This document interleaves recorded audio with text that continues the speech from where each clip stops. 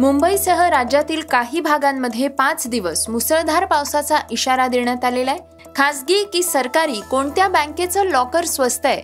सरकारी जागेवरील अतिक्रमण महसूल विभाग काढणार आहे, तर मॉन्सून पूर्व पावसानं जनावरांच्या हिरव्या चाऱ्याची सोय लावली आहे। लष्कर प्रमुख असीम मुनीर यांना फील्ड मार्शल म्हणून बढती देण्यात आली आहे, तर पाऊस असूनही सामना रद्द करणं आता कठीण होणार आहे। विशालनं अक्षयसाठी भावनिक पोस्ट केली आहे। या बातम्या आपण आजच्या पॉडकास्टमध्ये ऐकणार आहोत। नमस्कार, मी गौरी कुबेर।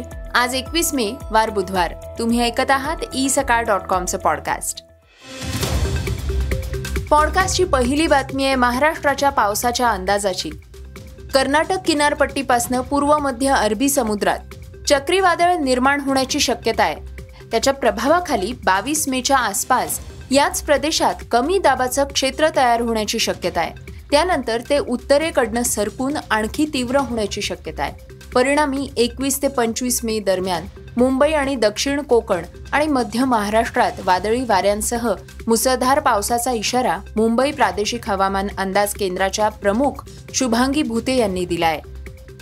या कालावधीत कोकण आणि लगतच्या मध्य महाराष्ट्रातील घाट भागात वेगवेगळ्या ठिकाणी मुसळधार ते अतिमुसळधार पाऊस पडण्याची शक्यता आहे। 22-23 मे दरम्यान मध्य महाराष्ट्र आणि मराठवाड्यात 50 ते 60 किलोमीटर प्रति तास वेगानं वादळ वाहून विजांचा कडकडाट आणि वाऱ्यासह विखुरलेला हलका तसाच मध्यम पाऊस पडण्याची अपेक्षा आहे। केरळमध्ये येत्या 4-5 दिवसांमध्ये मॉन्सून सुरू होण्याची परिस्थिती अनुकूल होण्याची शक्यता आहे, तर दक्षिण अरबी समुद्रातील आणखी काही भाग, मालदीवचे उर्वरित भाग आणि कोमोरिन परिसरात नैऋत्य मॉन्सूनच्या पुढल्या प्रगतीसाठी परिस्थिती अनुकूल होण्याची शक्यता आहे। लक्षद्वीप परिसरातला काही भाग, केरळ, तमिळनाडू आणि याच कालावधीत आणखी काही भाग दक्षिण आणि मध्य बंगालचा उपसागर, ईशान्य बंगालचा उपसागर आणि ईशान्येकडल्या राज्यांचा काही भाग प्रभावित होण्याची शक्यता आहे।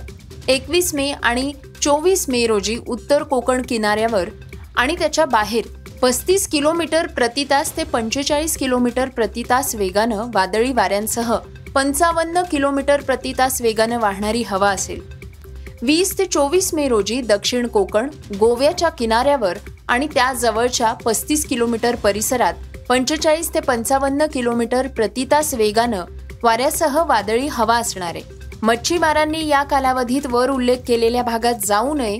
दक्षिण महाराष्ट्र, गोवा किनारपट्टीतील बाणकोट ते मारमू गावापर्यंत सर्व बंदरांवर स्थानिक सावधगिरीचा संकेत क्रमांक फडकवण्याचे निर्देश देण्यात आलेले आहेत। पॉडकास्टची दुसरी बातमी आहे बँकेच्या लॉकरची।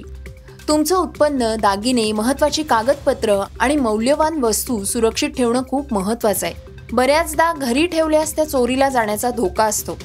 अशा परिस्थितीत जर तुम्हाला तुमच्या मौल्यवान वस्तू सुरक्षित ठिकाणी ठेवायच्या असतील, तर त्यासाठी बँक लॉकर हे एक सुरक्षित ठिकाण मानलं जातं। पण बँक लॉकर्स सुद्धा वेगवेगळे असतात, जसं की खाजगी बँक लॉकर्स आणि सरकारी बँक लॉकर्स। सर्व बँकांसाठी लॉकर शुल्क वेगवेगळे आहे। त्यांच्या किमती सुद्धा गावं, शहरं आणि महानगरांनुसार बदलतात। आम्ही तुम्हाला state bank of India, Punjab national bank आणि खाजगी बँका HDFC, ICICI या बँक्स यांच्या शहर आणि मेट्रो सिटीच्या भाड्यांबद्दल सांगणार आहोत। SBI लॉकर शुल्क प्रत्येक शाखेनुसार आणि शहरानुसार बदलते। याचवेळी लॉकरच्या आकारानुसार पैशांची किंमत कमी अधिकही असू शकते। शहरी आणि महानगरांमध्ये लहान लॉकरसाठी वार्षिक शुल्क 2000 रुपये प्लस GST आहे। मध्यम लॉकरसाठी 4000 रुपये प्लस GST आणि मोठ्या लॉकरसाठी 8000 रुपये प्लस GST आहे। अतिरिक्त मोठ्या लॉकरसाठी 12000 रुपये प्लस GST आहे। PNB ही देखील एक सरकारी बँक आहे, जी अर्ध शहरी आणि शहरी शहरांनुसार भाडं बदलते। ICICI ही देशातली दुसरी सगळ्यात मोठी खाजगी बँक आहे। यामध्ये लॉकर फी दरवर्षी आगाऊ जमा केली जाते। नंतर बँक तुम्हाला जागेनुसार लॉकर देते। HDFC बँकेचं लॉकर शुल्क महानगर, शहरी आणि निमशहरी या शहरांमध्ये वेगवेगळे आहे। शुल्क दरवर्षी आगाऊ जमा केलं जातं आणि त्यात GST समाविष्ट होत नाही। पॉडकास्टची तिसरी बातमी आहे सरकारी जागेवरल्या अतिक्रमणाची। भिवंडी तालुक्यातल्या भिवंडी-वाडा मार्गावरल्या अंबाडी नाक्यावर असलेल्या महसूल विभागाच्या जागेवर अतिक्रमण करून व्यावसायिक गाळे बांधण्यात आलेले आहेत। नागरिकांच्या सोयीसाठी असलेले तलाठी आणि मंडळ अधिकाऱ्याचं कार्यालय तोडून त्या ठिकाणी अतिक्रमण करण्यात आलं होतं. याबाबतचं प्रकरण सकाळनं उघड केल्यानंतर तालुका महसूल यंत्रणा खडबडून जागी झालेली आहे. हे व्यापारी गाळे तोडण्यासाठी हालचाली सुरू झालेल्या आहेत. तत्पूर्वी सरकारी कार्यालय पाडल्याचा मंडळ अधिकाऱ्यांचा अहवाल असताना अजून वरिष्ठांनी फौजदारी गुन्हा दाखल केल्याचे आदेश का पारित केले नाहीयेत याबाबत नागरिकांमध्ये आश्चर्य व्यक्त केलं जात आहे. भिवंडी तालुक्यातल्या मौजे झिडके इथल्या जमिनीमध्ये तलाठी कार्यालय आणि मंडळ अधिकारी कार्यालय अशी नोंद दाखल आहे. या ठिकाणी असलेली सरकारी जुनी कार्यालय तोडून माजी जिल्हा परिषद सदस्य तथा सध्याचे भाजपचे कार्यकर्ते यांनी या जागेवर काही वर्षांपूर्वी व्यापारीकरणासाठी दुकानगाळे बांधले होते. ते भाड्यानंही दिले आहेत. या जागेत असलेलं झुणका भाकर केंद्र पाडून तिथे कैलास जाधव यांचं छत्रपती जनसंपर्क कार्यालय बांधकाम करण्यात आलेलं आहे. मौजे अंबाडी इथल्या जमिनीवर कैलास दत्तात्रय जाधव यांनी फळझाडं लावली आहेत. 1 शंतपर, 2 दत्त मंदिर, 3 समर्थ पॉलिक्राफ्ट LLP अशी बांधकामं असल्याचं अंबाडी मंडळ अधिकारी कार्यालयानं तहसीलदारांच्या निदर्शनास आणून दिलेलं आहे. या अहवालाच्या अनुषंगानं अद्याप सरकारी बांधकाम पाडल्याप्रकरणी आणि सरकारी इमारतीची नासधूस केल्याप्रकरणी संबंधितांवर वरिष्ठांनी फौजदारी गुन्हा का नोंदवलेला नाही असा सवालही उपस्थित करण्यात येतोय. सकाळमध्ये आलेल्या बातमीची दखल घेत तहसीलदार अभिजित खोले यांनी सरकारी जागेवरल्या अतिक्रमण हालचाली सुरू केल्या आहेत. 7 दिवसात सरकारी जागेवरील अतिक्रमण हटवण्यासाठी नोटीस बजावण्यात आलेल्या आहेत. 7 दिवसात हे अतिक्रमण न काढल्यास हे महसूल विभागामार्फत काढण्यात येणार असल्याचं तहसीलदारांनी सांगितलंय. पॉडकास्टची चौथी बातमी आहे गुरांच्या चारा संकटाची. शहापूर तालुक्याच्या कानाकोपऱ्यात गेल्या 15 दिवसांपासून सातत्यानं अवकाळी बरसात असल्यामुळं जनजीवन विस्कळीत झालेलं आहे. माळरानावर हिरवळ उगवल्यानं गुरांचं मात्र चारा संकट टळलंय. पावसाळा सुरू होण्यासाठी 20 ते 25 दिवसांचा अवधी शिल्लक असतानाही गेल्या 15 दिवसांपासून सोसाट्याचा वारा आणि विजांच्या कडकडाटासह अवकाळीचा पाऊस जोरदार बरसतोय. यामुळे जनजीवन पुरतं विस्कळीत झालेलं आहे. उन्हाळ्यात वणवा लागून जंगल, टेकड्या, माळरानांचं नुकसान झालं होतं. गुरांना चरण्यासाठी चारा शिल्लक नव्हता. मात्र आता अवकाळीमुळे माळरान हिरवं झालेलं आहे. पॉडकास्टची 5वी बातमी आहे पाकिस्तानचे लष्कर प्रमुख जनरल असीम मुनीर यांची. पाकिस्तानचे पंतप्रधान शहबाज शरीफ यांच्या मित्रमंडळानं विद्यमान लष्कर प्रमुख जनरल असीम मुनीर यांना फील्ड मार्शल म्हणून बढती दिली आहे. भारताविरुद्धच्या ऑपरेशन बन्यान ओम मार्सूस यामधल्या लष्कराच्या धोरणात्मक नेतृत्वाच्या आधारे हा निर्णय घेण्यात आला.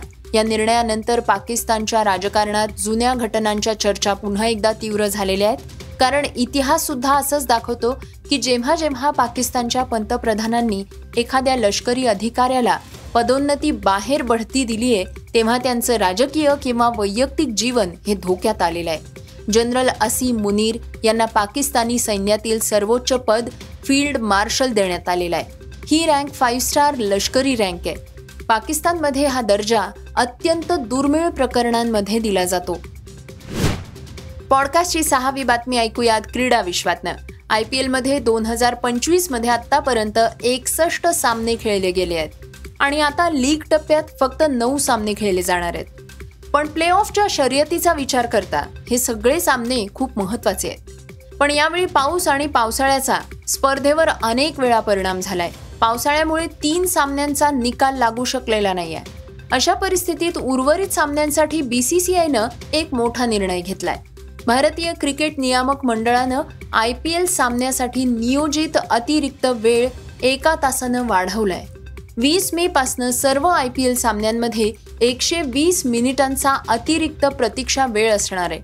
पूर्वी हा कालावधी फक्त 1 तासाचा होता. BCCIनं आता असं सांगितलंय की खेळण्याच्या परिस्थितीत बदल तात्काळ प्रभावानं लागू होतील. BCCIनं सर्व संघांना या बदलाची माहिती दिलेली आहे. पॉडकास्टची शेवटची बातमी ऐकूयात अभिनेता विशाल निकमची. बिग बॉस मराठीच्या 3ऱ्या पर्वाचा विजेता आणि लोकप्रिय अभिनेता विशाल निकम पुन्हा एकदा चर्चेत आलेला आहे. अलीकडे विशालनं अभिनेत्री अक्षया हिंदळकर हिच्या वाढदिवसाच्या निमित्तानं एक भावनिक पोस्ट शेअर केली. त्यात त्यानं लिहिलं, हॅपी बर्थडे माझी सखी. जगातली सगळ्यात प्रेमळ आणि गुणी मुलगी आहेस तू. तू माझ्या आयुष्यात घडलेली खूप छान गोष्ट आहेस. मी नेहमी तुझ्यासाठी असेन. तू जी ले अपनी जिंदगी मृगा. असं लिहून विशालनं आपल्या भावना व्यक्त केल्या आहेत. विशालच्या या पोस्टवर विकास पाटीलनं हॅपी बर्थडे माझ्या भावाची सौंदर्या अशी कमेंट केली आहे. त्यामुळे चाहत्यांमध्ये चर्चेला सुरुवात झालेली आहे. हे होतं isakal.comचं पॉडकास्ट, अर्थात सकाळचं पॉडकास्ट. हे पॉडकास्ट तुम्हाला कसं वाटलं आम्हाला नक्की कळवा. याला रेटिंग द्या आणि इतरांना सुद्धा रेकमेंड करा. तर आपण आता उद्या पुन्हा भेटूयात. धन्यवाद. Script and research Vrushal Karmarkar.